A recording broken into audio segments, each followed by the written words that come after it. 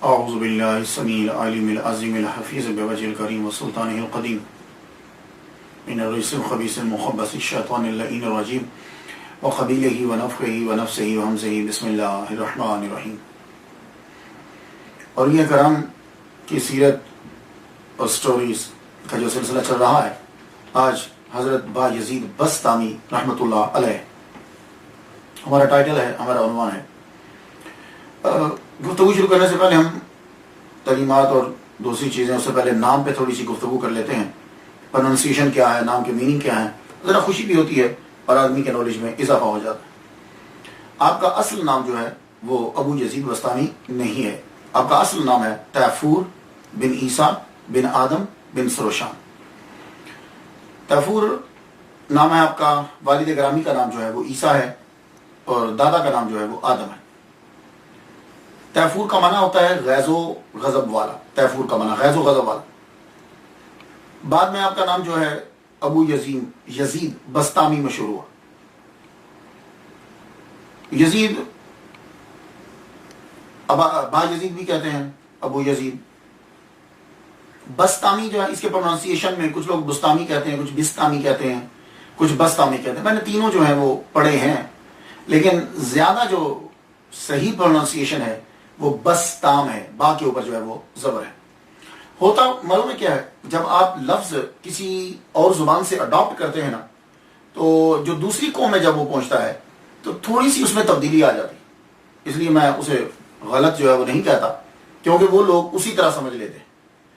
لیکن جس زبان کا اصل وہ لفظ ہوتا ہے، صحیح پروننسیشن اسی زبان میں پتہ چلتا ہے۔ وجہ یہ ہے کہ ویسا ہی کوئی لفظ آگے آ رہا ہوتا ہے تو اس سے فرق کرنے کے لیے یہ پروننسیشن کو تھوڑا سا چینج کر دیتے ہیں یا اسپیلنگ چینج ہو جاتے ہیں۔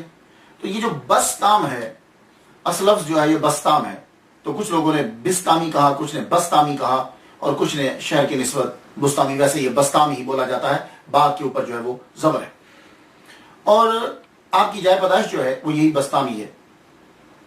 یہ صوبہ ہے سمنان، ایران کا صوبہ سمنان، جہانگیر سمنانی، اشرف جہانگیر سمنانی رحمۃ اللہ علیہ، یہ جن کی نسل سے مجھے خلافت ہے، حضرت سید مدنی میاں مدہ ذیلوانی، ان سے مجھے خلافت ہے۔ وہ اسی خاندان سے، سمنان میں ان کے آباء و اجداد جو ہے وہ حکومت کیا کرتے تھے، بادشاہ تھے۔ تو اس صوبے کا شہر بسطام، وہاں یہ پیدا ہوئے تو بسطامی جو ہے یہ مشہور ہو گئے۔ یہ شہر جو ہے ملک ایران کا، یہ جو شہر ہے یہ 6 صدی ہجری میں اس شہر کی بنیاد رکھی گئی، اور آج بھی یہ شہر ہے۔ اور 2006 کے اندر اس کی جب مردم شماری کی گئی، سینسس جو ہے مردم شماری جب کی گئی، تو اس شہر کے لوگ جو ہیں 7,382 7,382 کی پاپولیشن ہے، آبادی ہے اس کے اندر۔ آپ کے دادا جو ہیں آدم آتش پرست تھے، اسلام قبول کیا، اللہ تعالیٰ نے ان کو بیٹا دیا عیسیٰ۔ عیسیٰ کو اللہ تعالیٰ نے بیٹے دیے 3، عیسیٰ رحمۃ اللہ علیہ نبی نہیں ہے، عیسیٰ 3 بیٹے عطا کیے، تیفور، آدم اور علی۔ 3 بیٹے اللہ تعالیٰ نے ان کو جو ہے وہ عطا کیے، انہوں نے یہی نام رکھے، اور تینوں جو ہیں وہ بزرگ ہوئے، لیکن تیفور جو ہیں یعنی ابو یزید بسطامی رحمۃ اللہ علیہ، اللہ تعالیٰ نے ان کو بہت بڑا درجہ عطا فرمایا۔ اب مسئلہ دوسرا یہ ہوتا ہے، ہم یہ جاننا چاہتے ہیں کہ یہ پیدا کب ہوئے۔ ویسے اتنا زیادہ فرق تو نہیں پڑتا، زیادہ مقصد ہمارا تو تعلیمات ہیں، لیکن پھر بھی جاننا چاہیے کہ وہ کب پیدا ہوئے۔ تو اکثریت نے یہ تحریر کیا، اب معلوم میں نے کیسے ان کی جو ہے وہ برتھ ڈے، کیسے ڈیٹ جو ہے وہ معلوم کی۔ اکثریت نے یہ لکھا ہے کہ آپ کا وصال مبارک جو ہے وہ 261 ہجری میں ہوا ہے، اور آپ نے 133 سال کی عمر پائی ہے، 133 years old when he left this world۔ تو 133 سال کی، تو اس حساب سے آپ کی ولادت ہوئی 128 ہجری، اور بعض نے آپ کا وصال جو ہے وہ لکھا ہے 234 ہجری، اس حساب سے آپ کی ولادت جو ہے وہ 101 ہجری جو ہے وہ پڑی۔ ایک اور بات عرض کرتا جب حضرت ابو یزید بسطامی رحمۃ اللہ علیہ کے بارے میں، کہ اکثر لوگوں نے جو ہے وہ اپنی کتابوں کے اندر پڑھنا تو پڑتا ہے، ظاہر ہے اسٹڈی تو کرنا پڑتی ہے، انہوں نے اپنی کتابوں میں لکھا کہ حضرت با یزید بسطامی رحمۃ اللہ علیہ نے امام جعفر صادق رحمۃ اللہ علیہ سے روحانی طور پر، اویسی سلسلہ آپ سمجھتے ہیں، ویسے انہوں نے فیض حاصل کیا ہے، بظاہر سامنے بیٹھ کر ان کے پاس جا کر علم حاصل نہیں کیا، کیونکہ حضرت امام جعفر صادق رحمۃ اللہ علیہ جو ہے رضی اللہ تعالیٰ عنہ وہ چلے گئے تھے دنیا سے، یہ بعد میں پیدا ہوئے۔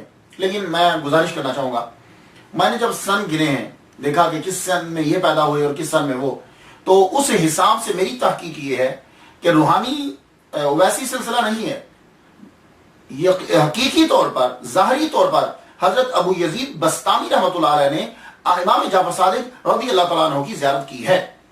اب وہ کیسے؟ کیونکہ امام جعفر صادق رضی اللہ تعالیٰ عنہ کا وصال جو ہے وہ 148 ہجری میں ہوا ہے، یہ تو کنفرم ہے نا، 148 148 ہجری میں ہوا ہے، اور حضرت ابو یزید بسطامی رحمۃ اللہ کی پیدائش کب ہوئی ہے؟ 128 ہجری میں۔ تو جب امام جعفر صادق رضی اللہ تعالیٰ عنہ دنیا سے رخصت ہوئے تو اس وقت حضرت ابو یزید بسطامی رحمۃ اللہ کی عمر 20 سال تھی، اس وقت ان کی عمر 20 سال تھی۔ اب آپ لوگ پہلی صدی، دوسری صدی، تیسری صدی، چوتھی صدی، ان صدیوں کے جو علماء کرام اسکالر ہیں بڑے بڑے، ان کی جا کے زندگی پڑھ لیجئے، ان کے بارے میں اکثریت آپ کو نظر آئے گی کہ 17 سال کی عمر میں وہ تمام مروجہ علوم پڑھ لیتے تھے۔ 17 سال میں وہ اس مقام پہ پہنچ جاتے تھے کہ فتویٰ دے سکے، اگر ان کی فیملیز جو ہیں وہ نیک ہوتی تھی، خاندان جو ہے وہ اس میں علم ہوتا تھا، تو 17-20 سال میں وہ بچہ جو ہے وہ تمام علم پڑھ کر فارغ ہو جائے گا۔ تو اگر بایزید بسطامی رحمۃ اللہ علیہ جو ہے 20 سال ان کی عمر ہے، تو یہ کبھی بھی نہیں ہو سکتا کہ آپ نے حضرت امام جعفر صادق رضی اللہ تعالیٰ عنہ کی زیارت نہ کی ہو۔ تو اس لیے میری دلیل جو ہے وہ یہ، اور میں نے ثابت کیا ہے آپ کو کہ 20 سال کے تھے جب حضرت امام جعفر صادق رضی اللہ تعالیٰ عنہ دنیا سے رخصت ہوئے، تو اس لیے آپ کی ملاقات ہے حضرت امام جعفر صادق رحمۃ اللہ علیہ سے حضرت بایزید بسطامی رحمۃ اللہ علیہ نے جا کر پڑھا ہے۔ لیکن ادب کی انتہا یہ تھی کہ حضرت ابو یزید بسطامی رحمۃ اللہ علیہ جتنا عرصہ رہے ہیں امام جعفر صادق رحمۃ اللہ علیہ کی بارگاہ میں، کبھی بھی آپ نے نظر اٹھا کر ان کے چہرہ انور کو نہیں دیکھا۔ کیا مطلب؟ یعنی آپ نے ہمیشہ اپنے سر کو جھکائے رکھا ان کے سامنے، اور ایک مرتبہ بڑا عرصہ جب گزر گیا تو آپ نے فرمایا کہ فلاں طاق سے کوئی چیز لے کر آؤ، تو کہنے لگے حضور طاق کہاں ہے؟ کہا تمہیں اتنا عرصہ ہو گیا میرے پاس رہتے ہوئے، کیا معلوم نہیں ہے کہ ہمارے کمرے میں طاق کہاں ہے؟ عرض کی حضور میں نے تو آج تک آپ کے قدموں سے نظر اٹھا کے اوپر تک نہیں دیکھا۔ اس وقت پھر آپ نے یہ کہا تھا جاؤ ابو یزید چلے جاؤ، تمہاری تکمیل ہو گئی، اب تم واپس چلے جاؤ۔ تو جن کتابوں نے یہ لکھا ہے کہ آپ کی ملاقات نہیں ہے، ان کا سورس ہوگا کوئی نہ کوئی، لیکن میں نے آپ کو بتا دیا کہ سن کے حوالے سے 20 سال کی عمر تھی جب حضرت امام جعفر صادق رضی اللہ تعالیٰ عنہ دنیا سے رخصت ہوئے۔ اب ایک اور مسئلہ، حضرت ابو یزید بسطامی رحمۃ اللہ کے نام میں یہ لفظ یزید ہے، یہ یزید نام رکھنا جو ہے وہ کیسا ہے؟ ایک مسئلہ بھی نام پہ ذرا گفتگو کر لیں پھر آگے بڑھ جاتے ہیں کہ یہ جو ابو یزید نام ہے، یہ یزید نام رکھنا جو ہے وہ کیسے ہے؟ پہلی بات تو یہ ہے کہ میں آپ کو یہ بتا دوں کہ یزید کے معنی اچھے ہیں، یزید کے معنی اچھے ہیں۔ کچھ نام ایسے ملیں گے کہ معنی برے ہیں لیکن وہ نام اچھوں کے تھے، کچھ لوگ نام اچھے ہیں معنی اچھے ہیں لیکن کچھ لوگ بیچ میں عجیب سے آگے۔ یزید کا معنی ہوتا ہے ہی ول انکریز، وہ بڑھائے گا، ٹھیک ہے؟ تو معنی اس کا جو ہے وہ بڑا اچھا ہے۔ یزید کا معنی جو ہے گرو، یہ بھی ان کا معنی ہوتا ہے، اس کا معنی جو ہے انکریزنگ، ایور انکریزنگ، معنی تو جو ہے وہ اچھا ہے۔ لیکن کیا یہ نام رکھنا کیسا ہے؟ تو اس کے بارے میں کافی اسکالر جو ہیں وہ دنیا کے، انہوں نے ڈسکس کی ہے کہ یزید نام رکھنا کیسا ہے۔ جیسے ان میں سے ایک ابن کثیر ہے، ابن کثیر نے بھی اس کے اوپر جو ہے وہ ڈسکس کی ہے، اور انہوں نے تو سینکڑوں کی تعداد میں تابعین، صحابہ کرام، بہت سے اسکالر ایسے ثابت کیے ہیں کہ جن کے نام جو ہے وہ یزید تھے۔ اب کچھ لوگوں نے کہا کہ یزید نام رکھنا برا ہے، میں اس گفتگو میں نہیں پڑھتا کہ اچھا ہے یا برا ہے، میں آپ کو صرف ریسرچ بتا رہا ہوں۔ تو وہ کہنے لگے کہ یزید نام رکھنا جو ہے وہ برا کیوں ہے؟ تو جو برا سمجھتے تھے انہوں نے کہا کہ اس لیے کہ یزید جو ہے اس نے قتل کیا حضرت امام حسین رضی اللہ تعالیٰ عنہ کو، قتل کروایا، خود تو نہیں کیا، قتل کروایا، شریک تھا ان کے ساتھ، اس لیے یزید نام رکھنا جو ہے وہ برا ہے۔ تو کہنے لگے پھر تو عبد الرحمن بھی نام نہیں رکھنا چاہیے، کیونکہ عبد الرحمن جو ہے اس نے قتل کیا، شہید کیا حضرت مولا علی شیر خدا رضی اللہ تعالیٰ عنہ کو۔ تو حضرت مولا علی بڑے ہیں کہ امام حسین، اور یزید تو پیچھے تھا، صرف قاتلوں کی پشت پناہی کر رہا تھا۔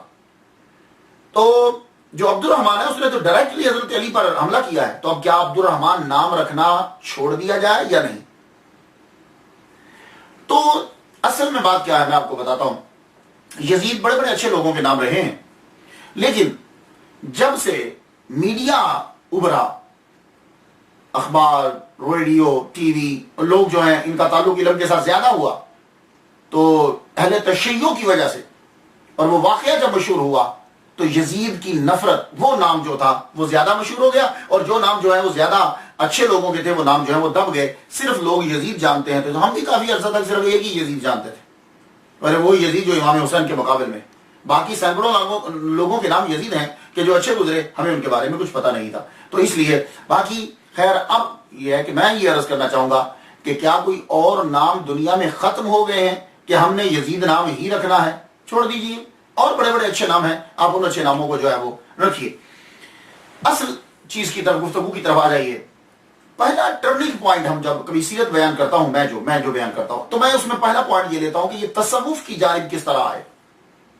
یہ بڑا اہم پوائنٹ ہوتا ہے کہ تصوف کی جانب جو ہے وہ کس طرح آئے. تو حضرت ابو یزید بستامی رحمۃ اللہ علیہ، اکثر جو ان کے ماننے والے ہیں، جو ان کے سلسلے والے ہیں، انہوں نے تو یہ کہا ہے کہ یہ مادرزاد ولی ہیں. ٹھیک ہے، لیکن لوگوں کو بھی سمجھانا ہے مادرزاد ولی ہیں. آپ کی ماں نیک، والد گرامی، اور جو آدمی مسلمان ہوتا ہے، کنورٹڈ ہے، جو واپس آتا ہے اسلام کی طرف، وہ اس مسلمان سے زیادہ عمل کرتا ہے اچھا کہ جو خاندانی مسلمان چلا رہا ہے. تو نیک لوگ ہیں یہ. لیکن پھر بھی ایک ریزن بنی. وہ ریزن کیا بنی؟ اور یہ چیزیں بچوں کے ذہن میں تب پیدا ہوتی ہیں جب ماں باپ نیک ہوتے. وہ ریزن کیا بنی کہ ماں نے بچے کو داخل کرا دیا، تیفور کو، ابو یزید بستامی رحمۃ اللہ کو داخل کرا دیا مکتب میں. تب بچوں کو مکتب میں داخل کروایا جاتا تھا. اب ہم سوچتے ہیں کہ انگلش اسکول کون سا ہے.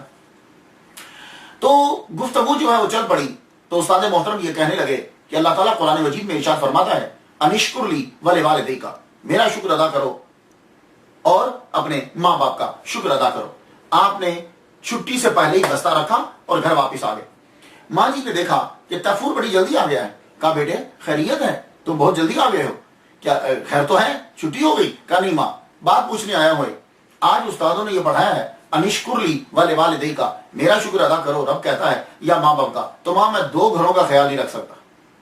بچہ ہے، سوچ دیکھیے کہ ماں میں 2 گھروں کا خیال نہیں رکھ سکتا. تو یا تو اپنے لیے مجھے رکھ رہے کہ میں ٹوٹلی تیرے لیے کام کرتا رہوں، تو یا ماں مجھے چھوڑ دے کہ میں رب کے لیے مجھے وقف کر دے. تو وہ ماں بھی ولیہ کاملہ تھی. ماں اب اس ان جملوں سے پتہ چلتا ہے کہ وہ آدمی کس مقام پر ہے. ماں کہہ سکتی تھی بیٹے میں اکیلی ہوں، تم یہاں رہ جاؤ، میری خدمت کرو. نہیں، کہا ٹھیک ہے بیٹے جاؤ، میں نے اپنے تمام حقوق تمہیں بخش دیے. جو میرے حق تھے نا تم پر، تو میں نے بخش، میرے جو حق ہے نا وہ میں نے بخش دیے. جاؤ، تم اللہ کے لیے تمہیں وقف کیا. تو فرماتے ہیں کہ میں پھر وہاں سے نکلا. یہاں سے حضرت ابو یزید بستامی رحمۃ اللہ کا سفر شروع ہو گیا تصوف. 30 سال تک سیریا، شام جسے کہتے ہیں، سیریا کے صحراؤں میں، بیابانوں میں پھرتے رہے. اور آپ نے وہاں علم بھی حاصل کیا. علم کے بغیر کوئی ولی نہیں بن سکتا. ہاں، یہ جاہل اور چس پینے والے یہ ولی نہیں ہوتے، یہ بات یاد رکھیے. جب اللہ تعالیٰ کسی کو ولی بناتا ہے تو عارف بناتا ہے. اب علم حاصل کر رہے ہیں. تو 113 اساتذہ سے آپ نے علم حاصل کیا، 130. اور میں آپ کو بتا چکا ہوں یہ اتنی تعداد کیسے بنتی ہے. اور ان میں سب سے اہم حضرت امام جعفر صادق رحمۃ اللہ علیہ، یہ ہیں امام جعفر صادق رضی اللہ تعالیٰ عنہ، یہ ہیں سب سے بڑے. آپ کے بہت سارے اساتذہ ہیں. ایک استاد آپ کے کردی بھی ہیں. کرد عراق کے اندر یہ شہر، اور یہ کہتے ہیں کہ یہ جتنے کرد ہیں یہ سلطان صلاح الدین ایوبی رحمۃ اللہ علیہ، شہید، جانتے ہیں آپ، فاتح بیت المقدس، ان کی نسل میں سے ہیں کرد. اس لیے ان کو جینے نہیں دیا جاتا. آئے دن کوئی نہ کوئی ان کے اوپر حملہ ہوتا رہتا ہے. تو سلطان صلاح الدین ایوبی کی جو نسل ہے وہ کرد کہلاتی ہے ایک تحقیق کے مطابق. تو حضرت ابو یزید بستامی رحمۃ اللہ علیہ کے ایک استاد جو ہے وہ کردی ہیں، کرد کے رہنے والے. میں نے ایک جگہ پڑھا ہے کہ آپ نے وصیت کی تھی کہ جب تم مجھے دفناؤ تو میرے استاد کی قبر کے پاس دفنانا، لیکن ایک بات یاد رکھنا کہ میری قبر جو ہے وہ میرے استاد کی قبر سے بلند نہیں ہونی چاہیے. اور آپ کے اساتذہ میں سے ایک ابو علی بھی ہیں. آپ کہتے ہیں کہ ابو علی، ہم نے ان سے یہ سیکھا فنا فی التوحید، یعنی تصوف کے اسباب جو ہیں وہ ہم نے ان سے سیکھے ہیں. یہ بھی ایک استاد ہیں. اور آپ کے اساتذہ میں سے ایک خواجہ شقیق بلخی رحمۃ اللہ علیہ بھی، یہ بھی بہت بڑے بزرگ گزرے ہیں. اب استاد اتنا اہم ہو اور بیٹا تو شاگرد بھی، تو علم کی کمی نہیں رہتی. یہ خواجہ بلخی رحمۃ اللہ علیہ جو ہیں اتنے بڑے بزرگ اور تصوف، اللہ اکبر، اور فنافی توحید کہ جہاد کر رہے ہیں، این جنگ کے اندر بیچ دونوں گروپ کے لیٹ گئے اور سو گئے اور اوپر ڈھال رکھ لی. تو حضرت حاتم اصم فرماتے ہیں، کہتے ہیں کہ میں نے خود ان کے خراٹوں کی آواز سنی. تو یہ بھی ان کے اساتذہ. ابو زکریا یحییٰ معاذ رازی یہ بھی آپ کے اساتذہ میں ہیں. ابو یزید بستامی رحمۃ اللہ کے وصال سے 3 سال قبل ابو زکریا یحییٰ معاذ رازی نے جو ہے وہ وصال کیا ہے. اب احمد بلخی بھی جو ہے وہ ان کے اساتذہ میں سے. اب یہ علم جو ہے آپ نے حاصل کیا، تو آدمی علم حاصل کرنا، تصوف میں آنا، یہ ابتدائی چیزیں ہیں. اصل شے ہوتی ہے کہ ولی نے کمال کب حاصل کیا ہے. یہ بھی ایک اہم ٹرننگ پوائنٹ ہوتا ہے کہ جس چیز میں ولی کامل لگا تھا، وہ تصوف کی جس میں آغاز کیا تھا، اس کے کمال میں پہنچا کب. تو انہی کی زبانیں سن لیجئے. فرماتے ہیں کہ ماں کو چھوڑ کر گیا تھا کہ اللہ کا قرب مل جائے گا، اللہ کا قرب مل جائے گا. 30 سال تک صحراؤں میں بیابانوں میں پھرتا رہا. 30 سال کے بعد واپس آیا. اب تو میری ماں بھی ضعیف ہو چکی، نظر ان کی کمزور ہو گئی، دکھتا کم تھا ان کو، کمر جو ہے وہ جھک گئے. میں گھر واپس آیا تو میری ماں وضو کر رہی تھی، اور جانتے ہو کہ وضو کرتے ہوئے کیا کہہ رہی تھی؟ میں دروازے کے پاس کھڑا ہو گیا تو میری ماں وضو کرتے ہوئے کہہ رہی تھی اللہ سے دعا کہ تو یا اللہ میرے مسافر کو آرام سے رکھنا. اپنا بیٹا گھر سے چلے گیا، میرے مسافر کو آرام سے رکھنا. اور یہ دوسرا جملہ سننے والا ہے، شاید ہی کسی نے اس طرح دعا کی ہو اپنے بچے کے لیے کہ اے اللہ میرے مسافر کو آرام سے رکھنا اور بزرگوں کو اس سے خوش رکھنا. یہ دعا کا دوسرا جملہ بڑا غضب کا ہے. میں نے پہلی مرتبہ سنا کہ ماں یہ کہہ رہی ہے کہ بزرگوں کو اس سے خوش رکھنا. آپ بھی کبھی سوچئے گا بیٹھ کر، صرف سن نہ لیا کریں، اس پہ تحقیق کیا کریں کہ بزرگوں کو اس سے خوش رکھنا کیا مطلب. میرا بیٹا باادب رہے، کیونکہ جب بزرگ خوش نہیں رہتے تو پھر رحمت نازل نہیں ہوتی. تو بزرگوں کو میرے بیٹے سے خوش رکھنا. اللہ، یہ نیک لوگ ہی ایسی جملے اور ایسی دعائیں بول سکتے ہیں. تو کہتے ہیں کہ ابو یزید بستامی رحمۃ اللہ فرماتے ہیں کہ میں رونے لگ گیا اپنی ماں کی بات، یہ جملہ سن کے رونے لگا. میرا رونا میری ماں نے سنا تو کھڑی، کون ہے؟ کہا ماں تیرا مسافر. ماں کھڑی ہو گئی، سینے سے لگایا، بیٹے تو آ گیا؟ اللہ اکبر چلا. کہا ماں میں واپس آ گیا، اب میں تیری خدمت کروں گا. اب ماں کی سیوا کرنا شروع ہو گئے، ماں کی سیوا کرنا شروع ہوئے. ایک دن گرمیوں کا موسم ہے. ماں نے کہا بیٹے جاؤ جا کے دروازہ بند کر. تو آپ نے دیکھے گاؤں کے دروازے، ان کے 2 تاک ہوتے ہیں، یہ 2 تاک ایسے بند ہوتا ہے نا. تو ماں کہنے لگی بیٹے ذرا دروازہ کھول دو کہ ہوا آئے، مجھے گرمی لگ رہی. تو آپ دروازہ بند کرنے کے لیے گئے تو گاؤں کے جو دروازے ہیں وہ ذرا دور ہوتے ہیں، یہ مکان تو چھوٹے ہیں، کمرے چھوٹے ہوتے ہیں. ذرا دروازہ بند کرنے کے لیے گئے، وہاں پہ خیال ہے ماں نے کون سا تاک بولا ہے، کون سی سائڈ کھولی، کہا کہ دروازے کی کھولنے کو. واپس پوچھنے آئے تو ماں سو چکی تھی. آپ کو پتا بوڑھا آدمی جو ہوتا ہے نا، وہ بیٹھے بیٹھے میں جو ایک دم سے نیند بھی آ جاتی، سو گئے. واپس دروازے کے پاس آئے تو اب کیا کریں، کبھی دایاں کھول دیں، اس کو بند کر دیں، کبھی اس کو بند کر دیں، اس کو کھول دیں. ساری رات اسی طرح، کبھی ایک سائڈ کھولیں دوسری سائڈ بند کریں، کبھی اس سائڈ کو کھولیں اس سائڈ کو بند کر دیں، کہ پتہ نہیں ماں جی نے کون سی سائڈ کہا تھا، بے ادبی نہ ہو جائے. ساری رات اسی طرح گزار. سردیوں کا موسم آ گیا، ماں جی بیٹھے ہوئے ہیں رات کے وقت. ماں نے کہا بیٹے جا، سونے کے بعد اٹھی ہے ماں کے پاس ہی رہتے ہیں. ماں نے کہا جاؤ بیٹے میرے لیے پانی لے کر آؤ، مجھے پیاس لگ گئی ہے. اللہ اکبر جل شانہ. اٹھے، جا کے مٹکے کو دیکھا، مٹکے پہ جب نظر پڑی تو مٹکا خالی تھا. ایک دم سے مٹکا اٹھایا، سردیوں کا موسم ہے، دوڑے ہوئے گئے کنویں پہ جا کے پانی لینے کا. آپ کو یاد ہے کہ گاؤں کے لوگ جو ہوتے ہیں وہ کنویں سے پانی لاتے ہیں، کنویں سے پانی لائے سردی کے اندر، شدید سردی میں پانی لے کر واپس آئے. پیالے میں، وہ مٹی کے پیالے میں پانی ڈالا، ڈال کر ماں کے پاس آئے تو ماں سو چکی تھی. ٹائم تو لگتا ہے نا، ماں سو چکی تھی. تو یوں ہی پانی کا پیالہ سردیوں میں لے کے ماں کے سرانے کھڑے تھے. تہجد کے وقت ماں اٹھی، کہا ماں پانی حاضر. ماں نے کہا بیٹے اتنی دیر تک تو میرے پاس کھڑا رہا. کہا ماں اگر تو بیچ میں کسی وقت اٹھ جاتی، پانی مانگتی، پانی نہ ہوتا یا میں نہ ہوتا تو ماں تجھے تکلیف ہوتی نا، تو میں تیرے کھڑے رہا. بس یہ لمحہ تھا. بس اس پوائنٹ پہ حضرت ابو یزید بستامی رحمۃ اللہ علیہ نے بھی یہ جملہ کہا کہ میری ماں نے ہاتھ بلند کیے اور اس نے میرے لیے دعا مانگی. 30 سال جو میں بیابانوں میں پھر کر صحراؤں میں کچھ جو حاصل نہیں کر پایا تھا، ماں کی تہجد کے وقت دعا کے صدقے سے اللہ تعالیٰ نے مجھے عطا کر دیا اور میرے منازل جو ہے وہ سب کے سب طے ہو گئے. یہ تھا آپ کا ٹرننگ پوائنٹ کہ جب اللہ تعالیٰ نے آپ کو اپنی بارگاہ میں قبول کر لی. جتنے لوگ سن رہے ہو، کیا ہم ایسا کرتے ہیں؟ کیا ہماری ماں یا ہمارا باپ جب ہمیں کام کہتے ہیں تو کیا ہم اس طرح کرتے ہیں؟ یہ سنانے کا مقصد صرف یہ ہے. یقین جانیے میں نے جب پڑھا میں نے اور اپنی ماں کی عزت جو ہے وہ کرنا شروع کر دی. اس لیے سنائے جاتے ہیں ولیوں کے قصے کہ ان کو اللہ تعالیٰ نے اتنا درجہ دیا تو آدمی کے اندر شوق جو ہے، ذوق پیدا ہو جاتا ہے. اللہ تعالیٰ نے کتنا مرتبہ دیا حضرت ابو یزید بسطامی رحمۃ اللہ علیہ کو، آپ اس سے اندازہ کر لیجئے. سید الطائف حضرت جنید بغدادی رحمۃ اللہ علیہ نے ایک جملہ کہا ہے بھائی یزید بسطامی رحمۃ اللہ علیہ کے لیے، کہتے ہیں کہ اولیاء میں وہ یوں ہیں جیسے ملائکہ میں حضرت جبریل علیہ السلام ہے. بہت بڑا جملہ ہے، بہت بڑا جملہ ہے کہ جنید بغدادی رحمۃ اللہ علیہ کہہ رہے ہیں کہ یوں ابو یزید بسطامی ولیوں میں یوں ہیں جیسے فرشتوں کے اندر، ملائکہ کے اندر حضرت جبریل علیہ السلام ہے.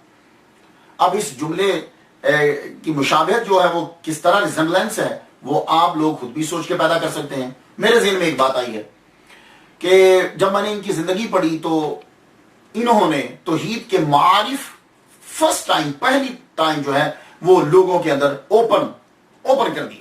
توحید کے معارف جو ہے خاص طور پر فنافی توحید، اس کے معارف کھلی طور پر لوگوں کے اندر جو ہے وہ بیان کیے ہیں. تو جبریل علیہ السلام جو ہیں وہ اکثریت نبیوں کے پاس پہلے وہی لے کر آتے تھے.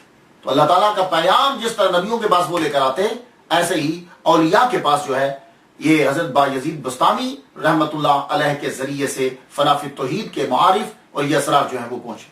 دوسری بات، جبریل علیہ السلام کی پرواز جو ہے سدرۃ المنتہا سے نیچے جتنے فرشتے ہیں سب کی پرواز سے زیادہ ان کی پرواز ہے. اسی طرح حضرت ابو یزید بسطامی رحمۃ اللہ علیہ کی پرواز تمام اولیاء میں سب سے زیادہ ہے. آپ ان کا معراج جو ہے، جو ان کی روح کی پرواز ہے، اسے ڈیٹیل کے ساتھ پڑھ لیجئے گا. سب سے زیادہ اولیاء میں پرواز جو ہے وہ ان کی. ایک بات یاد رکھیے گا کہ اللہ تعالیٰ جس کو بھی دیتا ہے اس کی اپنی عطا ہے.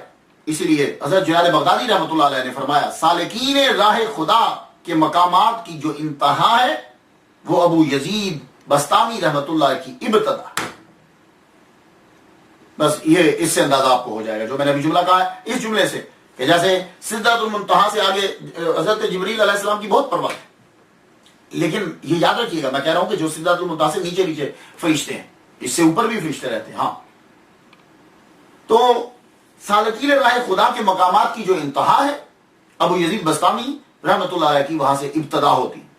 لیکن ایک بات یاد رکھیے گا، صوفی جو بھی بنتا ہے، ولی جو بھی بنتا ہے، وہ ادب کے بغیر نہیں بنتا. ہاں، اگر آپ کسی کو بدتمیز دیکھتے ہو کہ وہ بے ادب ہے تو سمجھ لو وہ ابھی ولی نہیں بنا، شعبدہ بازی ہے وہ.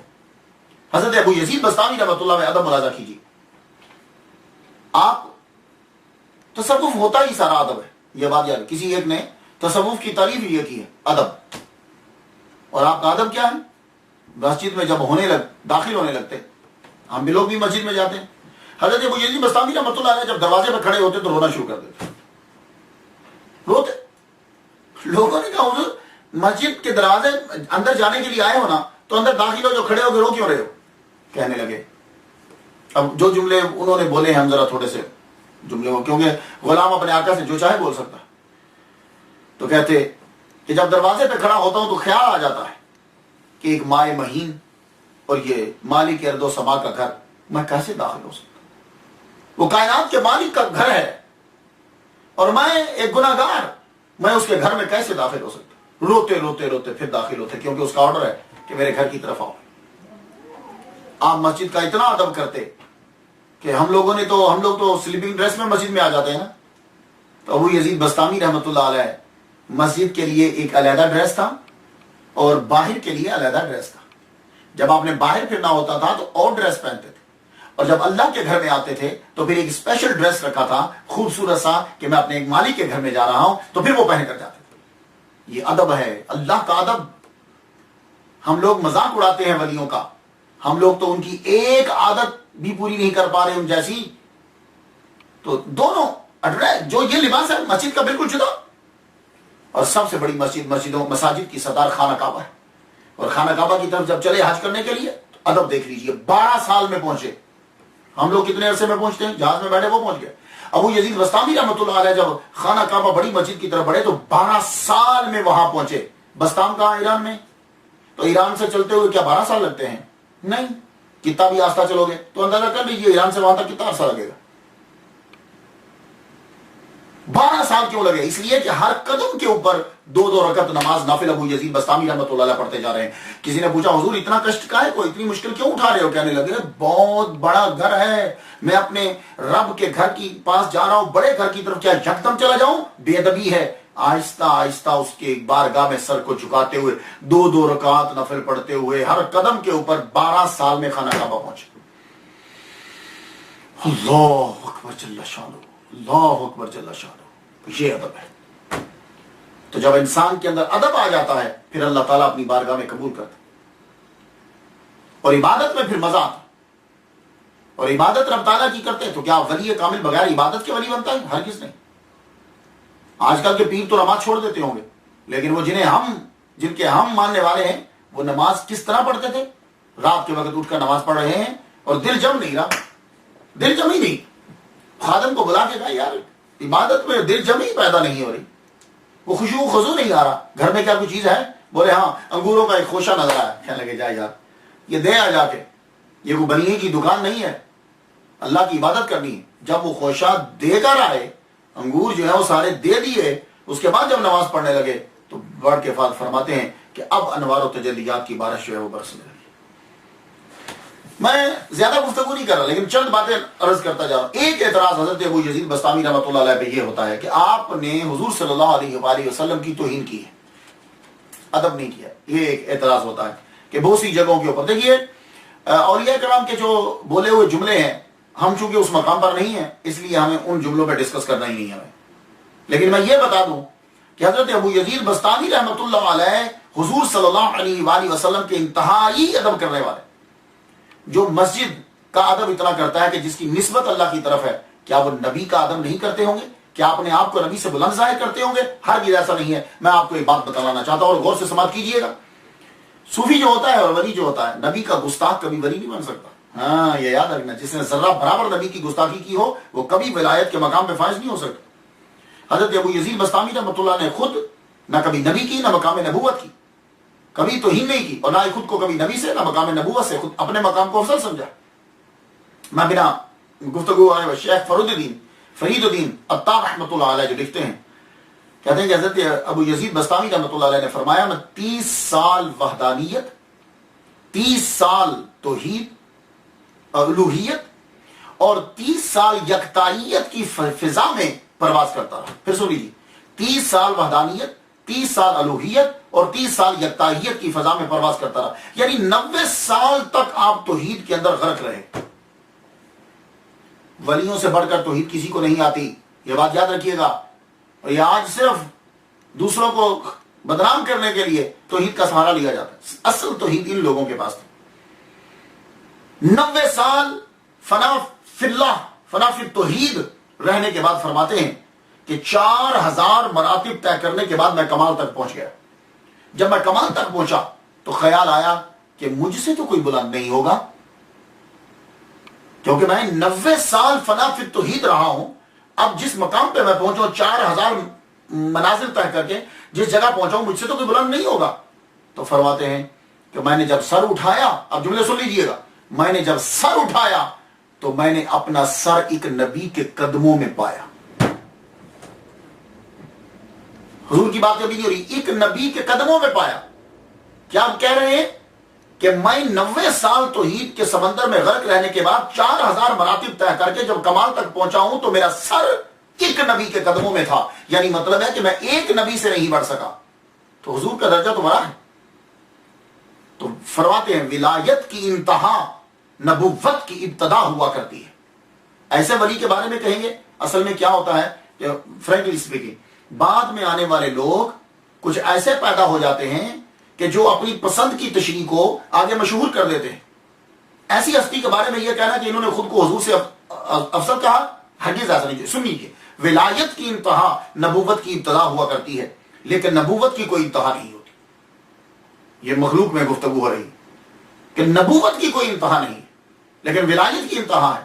تو جو مقام نبوت کی ابتدا کے آگے اپنی انتہا کو تسلیم کر رہے ہیں تو وہ نبی سے کیسے خود کو افضل قرار دے لیں گے؟ آپ فرماتے ہیں میری روح جب جنت، دوزخ اور ملائکہ کا مشاہدے کے لیے روانہ ہوئی تو ہر نبی سے میری ملاقات ہوئی، تو ہر نبی کو میں نے جھک کر سلام کیا، ہر نبی کو میں نے جھک کر سلام کیا۔ ابو یزید بسطامی فرماتے ہیں میں نے جھک کر سلام کیا، پھر میں حضور صلی اللہ علیہ وآلہ وسلم کی بارگاہ میں جب پہنچا، آپ بہت دور ہیں مجھ سے، پہلے نبیوں کے قریب گئے، حضور بہت دور ہیں، مجھ میں ہمت نہیں ہوئی، جب میں نے سرکار کو دیکھا میں ہیبت کی وجہ سے غش کھا کے گر گیا، بے ہوش ہو گیا میں، اور جب میں اٹھا مجھے ہوش آیا تو فرماتے ہیں کہ میں نے جھک کر حضور کو سلام کیا۔ اب آپ بتائیے ان کے بارے میں کہیں گے، فرماتے ہیں میں نے جھک کر حضور صلی اللہ علیہ وآلہ وسلم کو سلام کیا، اور کہتے ہیں مجھے قرب خداوندی تو ہوا، کیونکہ آدمی اپنی طاقت کے مطابق مشاہدہ کر لیتا ہے، کیونکہ وہ نور ہے، مجسم تو نہیں، مگر اس کے محبوب کی زیارت کے لیے بہت طاقت کا ہونا ضروری ہے۔ جس ہستی کے بارے میں نبی کی زیارت کرنا اتنا بڑا بلند مرتبہ ہے، کیا وہ اپنی ذات کو ان سے بلند کہیں گے؟ ابو یزید بسطامی فرماتے ہیں کہ اللہ کا قرب اس وقت تک نہیں ملتا جب تک انسان خودی کو ختم نہ کر دے، اور خودی تب ختم ہوتی ہے جب تم محمد صلی اللہ علیہ وسلم کی اطاعت کرو گے۔ یہ جملے سن لیجئے، اب مت کہیے گا میری تقریر سننے کے بعد کہ ابو یزید بسطامی رحمۃ اللہ نے چھوڑی ہے ان جملوں کو۔ ہمیں اتنی بڑی لائنیں اور اتنے واقعے جو ہیں اس کے برابر میں ایک جملہ لے آنا، وہ خود کو حضور صلی اللہ علیہ وآلہ وسلم سے کیا بڑا سمجھنا ہے؟ ہرگز۔ اولیاء کی باتیں حدیث مصطفیٰ اور آیات اللہ کی طرح محفوظ نہیں ہیں، کچھ لوگوں نے عمل دخل بیچ میں کی ہے۔ اب آپ جانیے کہ جو بھی ولی کامل ہوتا ہے وہ حسن خلق اور خدمت خلق دونوں سے آراستہ ہوتا ہے۔ اگر اس میں عاجزی نہیں ہے ولی کاہے کا ہے، اور اگر وہ لوگوں کی خدمت نہیں کر رہا تو وہ ولی کس طرح ہے؟ جو جتنا اللہ کے قریب ہوتا ہے وہ اتنا بندوں کے لیے آسانی پیدا کرتا ہے۔ سب سے زیادہ قریب اللہ تعالیٰ کے محمد مصطفیٰ صلی اللہ علیہ وسلم ہے، اس لیے رحمت للعالمین ہے وہ، اور اللہ کے قریب ہے تو رحمت للعالمین ہے۔ وہ بندوں کے لیے اتنی ہی آسانی پیدا کرے گا اور رحیم ہوگا ان کے لیے۔ آپ اتنا خیال رکھتے تھے بندوں کا، حضرت ابو یزید بسطامی رحمۃ اللہ، یہ چیزیں میں آپ کو بتا رہا ہوں، اگر آپ نے دیکھنا ہے کہ یہ بندہ ولی کامل ہے تو یہ چیزیں اس کے اندر دیکھو۔ وہ لوگ دھوکے باز آج کل پیدا ہو چکے ہیں، یہ بات یاد رکھیے۔ تو اس لیے یہ چیزیں بتائی جاتی ہیں کہ یہ ہیں اولیاء کرام کی صفات، یہ ہے صوفیاء کرام، یہ ہے پیر۔ آپ جب نماز پڑھنے لگتے، عبادت کرنے لگتے تو سوراخ بھی بند کر دیتے۔ سنو یہ لوگ تو لوگوں کے سامنے جا کر دکھا کے اپنی کرامتیں اور اپنی خوابیں بتاتے میں نے یہ کیا، میں نے یہ کیا، سوراخ تک بند کر دیتے، سوراخ بند کر دیتے۔ خادم نے پوچھا حضور دروازے اور باریوں کی تو سمجھ آتی ہے، سوراخ کیوں بند کرتے ہو؟ کہنے لگے جب میں ذکر کرنے لگوں اور ذکر میں جب وجد آئے میں رونے لگوں تو میری آواز جو ہے وہ ہمسایوں تک نہ جائے، میری آواز باہر نہ جائے تاکہ سویا ہوا پریشان نہ ہو جائے۔ تو کیا ہم اولیاء کرام کی سیرت پر عمل کر رہے ہیں؟ ہم تو اپنے سپیکر کھول دیتے ہیں رات کے 12 بجے 1 بجے کھول دیتے ہیں سپیکر، اور وہ بیچارہ جس نے صبح امتحان دینا ہے یا وہ جس کے گھر میں ریس کوئی بیمار پڑا ہوا ہے اس کو بھی ہم جگاتے ہیں، اسے بھی تنگ کرتے ہیں، اور یہ با یزید بسطامی ہے کہ اپنی عبادت کے لیے سوراخ تک بند کر رہے۔ دوسروں کا جب خیال رکھا جاتا ہے تو اللہ تعالیٰ کرم فرماتا ہے اور اسے بھی ہدایت آتی ہے، نرمی جو ہے بڑی اچھی چیز ہوتی ہے۔ ایک مرتبہ قبرستان کے قریب سے حضرت ابو یزید بسطامی رحمۃ اللہ گزر رہے ہیں، تھوڑا سا آگے ہوئے تو دیکھا کہ ایک لڑکا اور ایک اس کا ساتھی مل کر ساز بجا رہے ہیں، ساز بجا، وہ جو آپ نے اسے دیکھ کر کہا لا حول ولا قوت الا باللہ العلی العظیم۔ اس لڑکے کو غصہ آیا، اس نے وہ پکڑ کر حضرت ابو یزید بسطامی رحمۃ اللہ کے سر پہ دے مارا، سانس ٹوٹ گیا، آپ کا سر پھوٹ گیا، آپ خاموشی سے گھر چلے گئے۔ صبح کے وقت اس لڑکے کے گھر میں پیسے بھجوائے جتنے کا ساز تھا اور حلوہ بھجوایا، اور خادم سے کہا کہ اسے کہنا کہ ان پیسوں کے تم جا کر اپنا ساز نیا لے لو، اور یہ حلوہ اس لیے بھیجا تھا کہ تیرا غم دور ہو جائے۔ اللہ اکبر۔ وہ لڑکا بھی اور اس کا ساتھی بھی دونوں نے آ کے توبہ کی۔ یہ طریقہ ہے تعلیم کا، یہ طریقہ ہے۔ حالانکہ جس کے نزدیک ساز برا ہے وہ ساز کے پیسے کیوں دے گا؟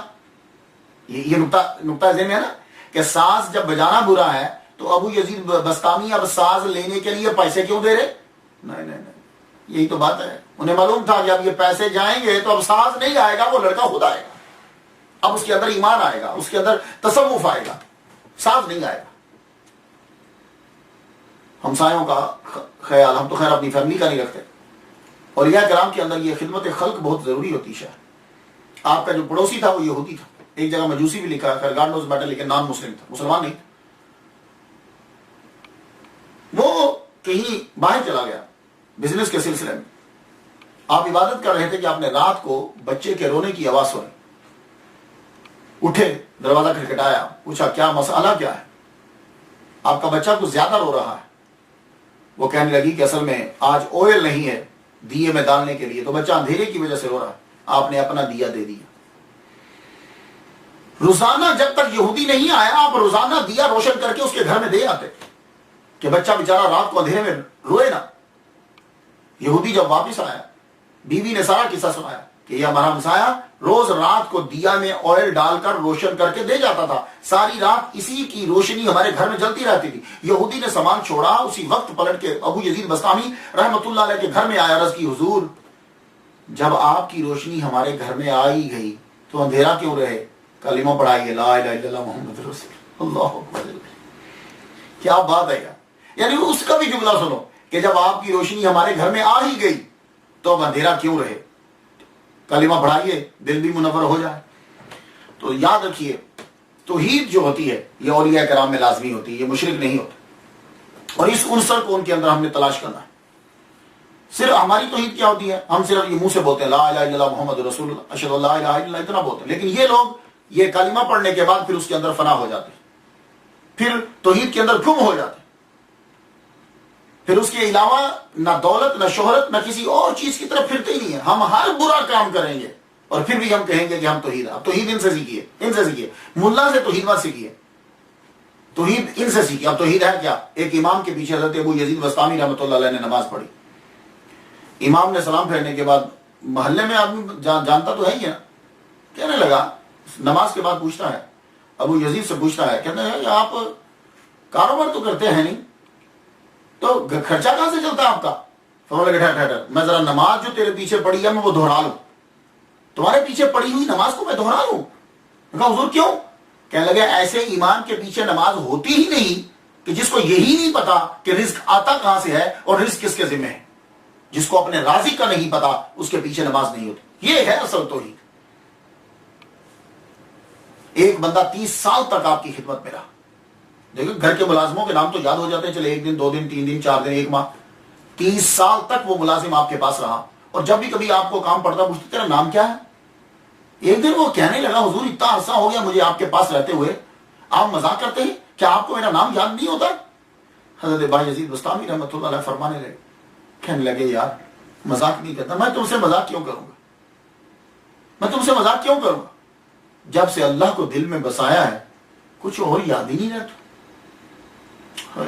جب سے اللہ کو دل میں بسایا ہے کوئی اور یاد ہی نہیں رہتا. یہ ہے توحید. ہم نے توحید معلوم ہے کسے سمجھا ہوا ہے؟ لا الہ الا اللہ محمد رسول اللہ طوطے کی طرح پڑھتے رہو پڑھتے، نہیں کہ جب سے اللہ کو دل میں بسایا ہے کسی اور کا نام یاد ہی نہیں رہتا. ایک بہت بڑا عنصر ہوتا ہے ولیوں کی زندگی میں جو ہم تلاش کرتے ہیں سب کے ساتھ، وہ کرامت. ہم لوگ جتنے ہیں فٹافٹ دیکھیں گے کرامتیں کتنی ہیں، اور جتنی کرامتیں مشہور ہوگی ہم اتنے اس کے پیروکار اور اس کو بڑا مانتے ہیں. لیکن ایک بات آپ کو بتا دوں کہ سچے اولیاء جو ہیں وہ کرامت کو بھی حجاب مانتے ہیں، اس لیے وہ کرامت سے بڑا بچتے ہیں. جتنا ولی بڑھتا جائے گا وہ کرامت کم ہی دکھائے گا. ویسے اس کے عمل سے صادر ہوتی رہتی ہے تو الگ بات ہے، لیکن ارادتاً وہ کرامت نہیں دکھائے گا. وہ ان سے دور بھاگتے ہیں، کہتے ہیں کہ یہ کرامت حجاب ہوتی ہے. ایک روز آپ لوگوں سے کہہ رہے تھے پانی پر آدمی کا چلنا کوئی بڑی بات نہیں ہے، چھوٹی سی لکڑی کا ٹکڑا بھی پانی پہ چل رہا ہوتا ہے، اور ہوا میں اڑنا کوئی بڑی بات نہیں ہے، ایک چھوٹا سا حقیر سا مچھر بھی ہوا میں اڑتا ہے. تو کسی نے پوچھا جی پھر بڑی بات کیا ہے؟ کہنے لگے کرامت یہ ہے کہ اللہ کے علاوہ دل کسی اور شے کی محبت میں گرفتار نہ ہو، یہ ہے کرامت. تو اب اگر آپ لوگوں نے کبھی کسی میں کرامت دیکھنی ہو تو یہ شعبدہ بازی مت دیکھنا ہندوؤں اور سکھوں والی، اس میں دیکھنا ہے تو یہ جملہ دیکھنا. کیا فرمایا ابو یزید بسطامی رحمۃ اللہ نے؟ کرامت یہ ہے کہ اللہ کے علاوہ دل کسی اور شے کی محبت میں گرفتار نہ ہو.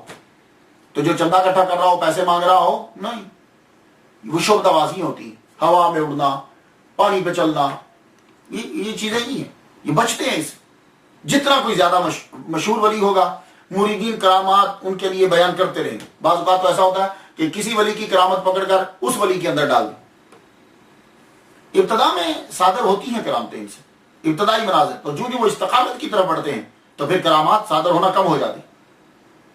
ایک دفعہ حضرت ابو یزید بستامی رحمۃ اللہ علیہ یوں بیٹھے ہوئے ہیں، تو جب آدمی بوڑھا ہو جاتا ہے تو ٹانگیں ذرا تھک جاتی ہیں. آپ نے ٹانگیں پسار لی اب ٹانگیں، آگے مرید بیٹھا ہوا تھا، اب اس کی سمجھ میں پتہ نہیں کیا آیا، اس نے بھی ٹانگیں پیر کی طرف کر دی، حضرت ابو یزید بستامی رحمۃ اللہ کی طرف کر دی. تو آپ نے تو کچھ دیر کے بعد اپنی ٹانگیں جو ہیں وہ سمیٹ لی، پیچھے کر لی، لیکن جب اس نے ٹانگیں پیچھے کرنا چاہی تو وہ نہیں کر پایا. ساری زندگی پھر ٹانگیں اس کی سیدھی. اور شروع کے واقعات میں سے، آپ جنگل سے جا رہے ہیں، ایک بڑھیا کو جنگل میں سے گزرتے ہوئے دیکھا، اور بڑھیا نے سر کے اوپر جو ہے وہ آٹا اٹھایا ہوا ہے. تو آپ سے آ کے کہتی ہے ادھر آؤ، یہ میرا آٹا جو ہے وہ میرے گھر تک پہنچاؤ. آپ قریب گئے، آٹا پکڑا، دور سے شیر پہ نظر پڑی، جنگل سے گزر رہے تھے، شیر کو بلا ادھر آؤ، شیر کے اوپر آٹا رکھ دیا. تو بیوی سے کہنے لگے یہ شیر تمہارے گھر تک آٹا چھوڑ آئے گا. عورت کہنے لگی کیا بات ہے اس بڑھیا کی. تو فرماتے ہیں کہ اگر کسی نے پوچھا کہ یہ شیر تیرا آٹا کیسے لا رہا ہے تو کیا بولو گی تم؟ لوگ پوچھیں گے تو صحیح نا، کیا لگی؟ ہاں بولوں گی کہ ایک خود نما ظالم سے میری ملاقات ہوئی، یہ اس نے بھیجا.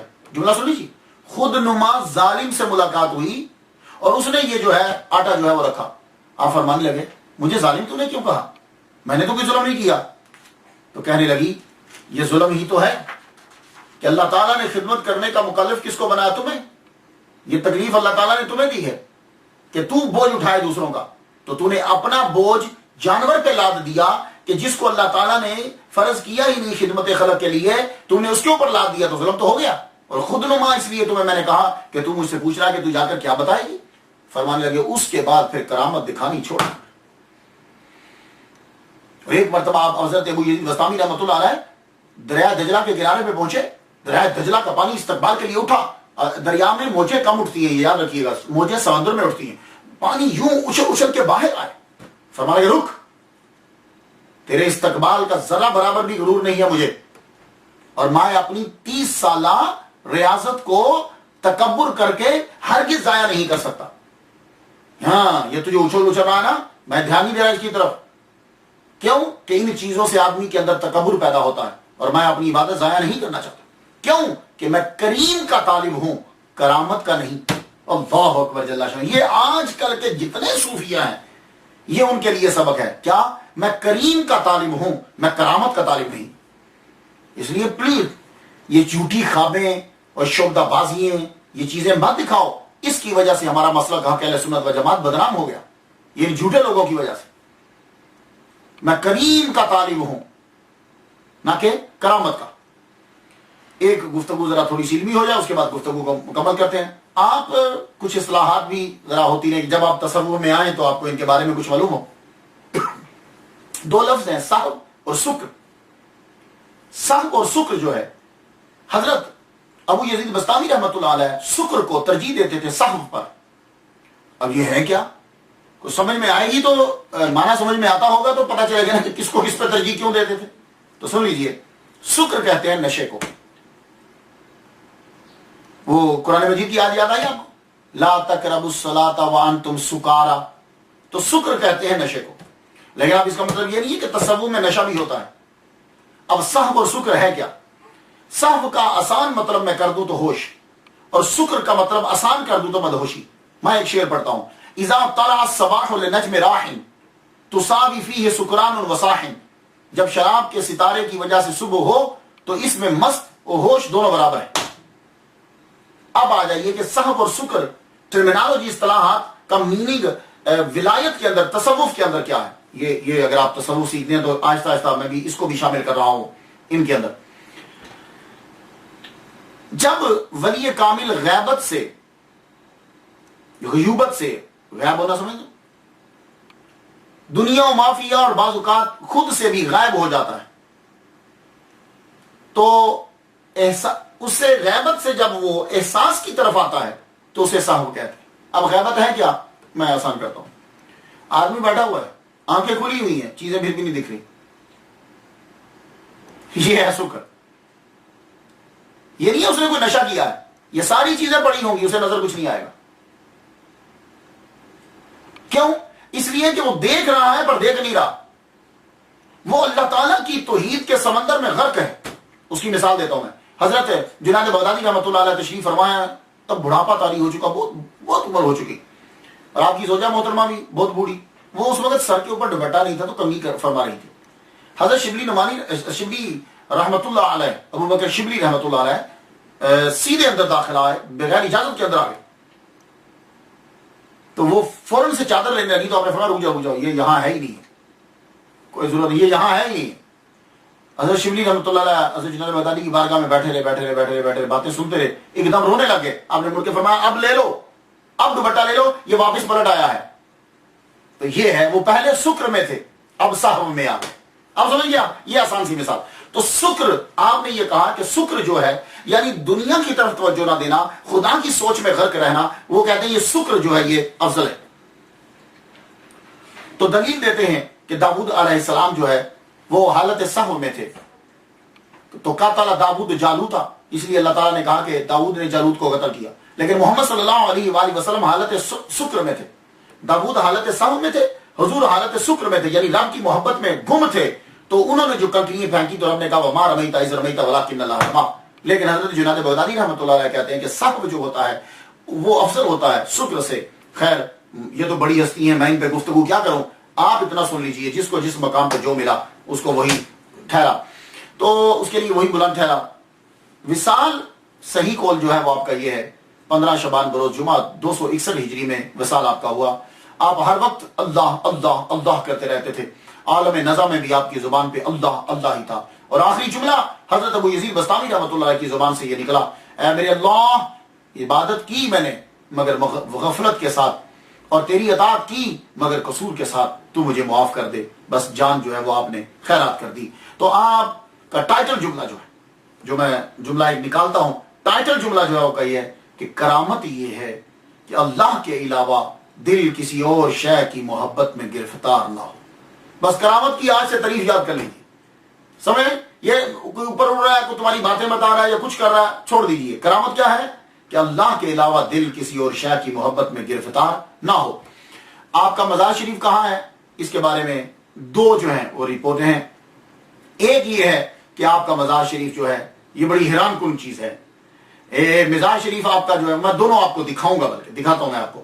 ایک یہ ہے کہ آپ کا مزار شریف جو ہے وہ بنگلہ دیش کے اندر ہے، چٹاگنگ میں، بنگلہ دیش میں ہے۔ یہ آپ دیکھ لیجئے، ذرا دیکھیے اس کو ڈیٹیل کے ساتھ دیکھیے۔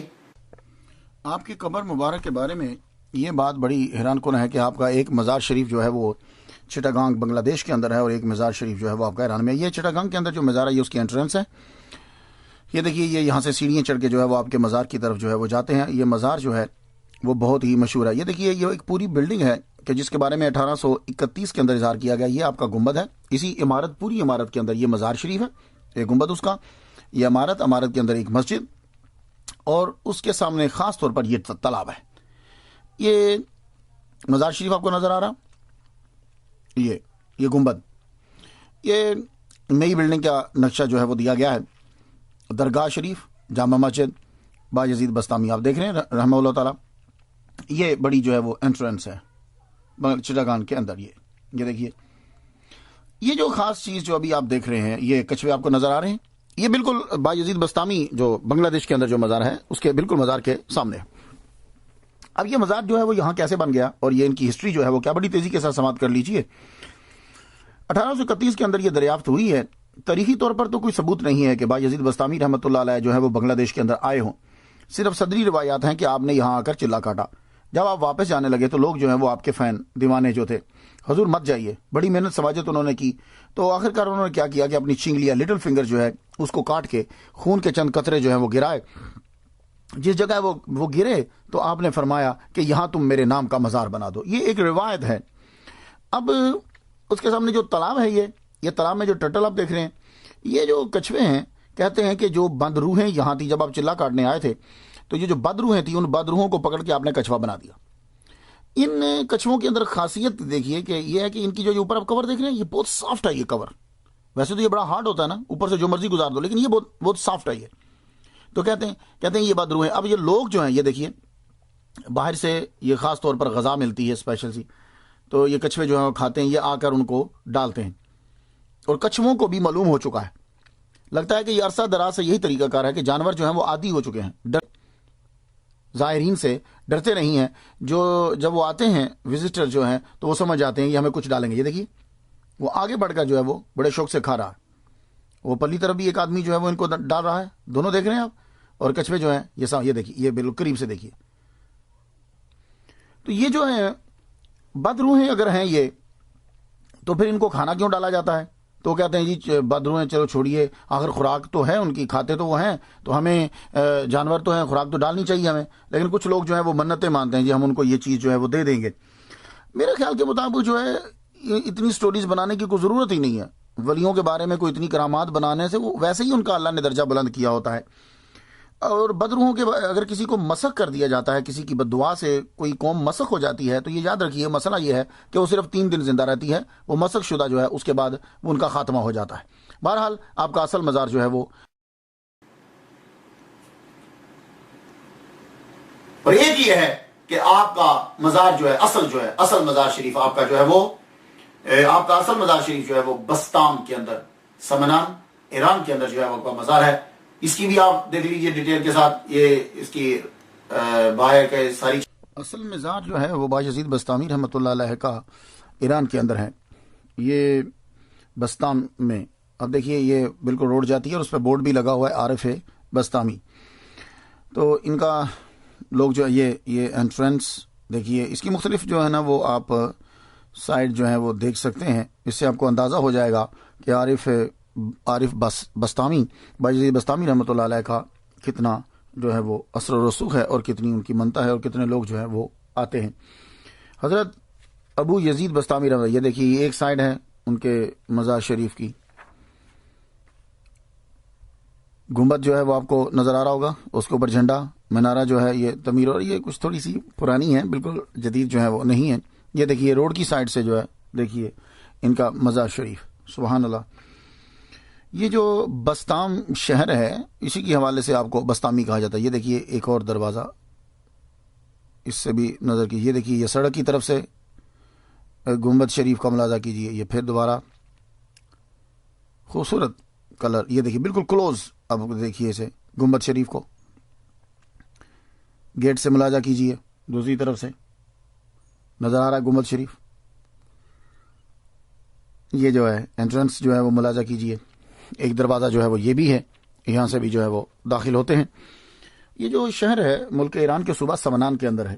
سمنان کا یہ شہر ہے. 6 صدی میں اس شہر کی بنیاد جو ہے وہ رکھی گئی تھی. یہ دیکھیے یہ بھی ایک گیٹ جو ہے وہ کو نظر آ رہا ہے. سبحان اللہ. یہ سب سے بڑا جو ہے یہ مین گیٹ ہے.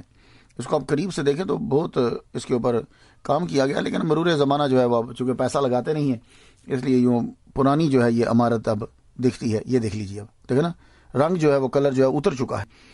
تو یہ جو شہر ہے اس کی بنیاد آج بھی یہ شہر ہے. 2006 کے اندر جو ہے وہ اس کی مردم شماری کی جو ہے سنسس جو ہے وہ کی گئی تو اس کی آبادی 7382 تھی. اس کی عمارت جو ہے اس کی عمارت کے اندر کافی ساری چیزیں ہیں. کچھ بزرگ ہیں ان کی قبر. یہ دیکھیے یہ قبر مبارک ہے حضرت بایزید بسطامی رحمۃ اللہ علیہ کا. یہ تویز ہے. یہ بزرگ جو ہیں نقشبندی سلسلے کے ہیں یہ بھی، اور یہ دعا جو ہے وہ فاتحہ پڑھ رہے ہیں. یہ بھی حضرت بایزید جملہ جو ہے پھر سے سماعت کر لیے. کرامت یہ ہے کہ اللہ کے علاوہ دل کسی اور شے کی محبت میں گرفتار نہ ہو. میں نے تو ان کے لیے فاتحہ پڑھ لی، آپ لوگ بھی فاتحہ پڑھ لیجئے گا. اجازت دیجیے. واخر دعوانا الحمدللہ رب العالمین.